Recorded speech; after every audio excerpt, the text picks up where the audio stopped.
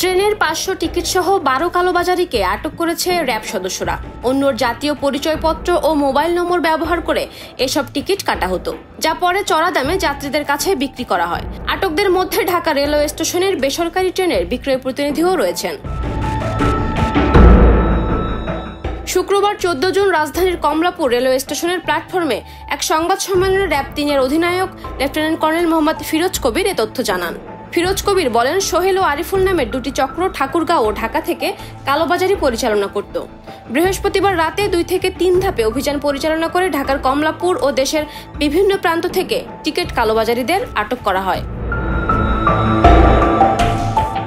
এখানে 2 ধরনের চক্র কাজ করত। এক ধরনের চক্র অনলাইনে টিকিট বিক্রি শুরু হলে তা ভুয়া জাতীয় পরিচয়পত্র মোবাইল নম্বর দিয়ে কেটে রাখত, পরে ফেসবুক পেজে বিজ্ঞাপন দিয়ে চড়া দামে বিক্রি করত। এছাড়া টিকিটের সফট কপি পাঠিয়ে বিকাশ বা নগদে টাকা বুঝে নিত। এমন চক্রের 2 জনকে মৌচাক মোড়ের আশপাশ থেকে আটক করা হয়।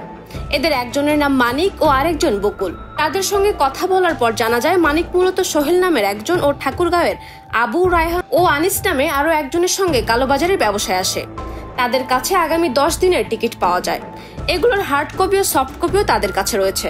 এর মধ্যে দিনাজপুরের একতা এক্সপ্রেসের টিকিট 3000 টাকায় বিক্রি করা হতো। ফিরোজ কবির জানান, মানিক ও বকুলের মাধ্যমে আনিস ও রায়হানকে আটক করা হয়। রায়হান একটি কম্পিউটারের দোকানে কাজ করে।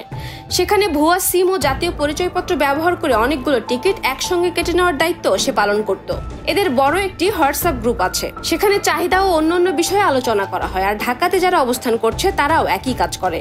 রায়হান ও আনিস টিকিট পাঠাতো সোহেল ও মানিকের কাছে, আর মানিক ও বকুল ফেসবুক পেজে বিজ্ঞাপন দিয়ে সেগুলো বিক্রি করত। তাদের কাছে যে টিকিট পাওয়া গেছে সেগুলো আগামী 10 দিনের অরিজিনাল টিকিট। কমলাপুর রেলওয়ে স্টেশনের বেসরকারি ট্রেনের বুকিং সহকারী আরিফুল ইসলাম উল্লেখ করে র্যাব কর্মকর্তা জানান, তিনিও একটি চক্র চালান। বেসরকারি ট্রেনের বুকিং সহকারী হলেও তার থেকে সরকারি ট্রেনের টিকিট পাওয়া গেছে। তিনি অনেকদিন ধরে এগুলোর সঙ্গে জড়িত। পাপিয়া মামুন, দ্য রিপোর্ট.লাইভ।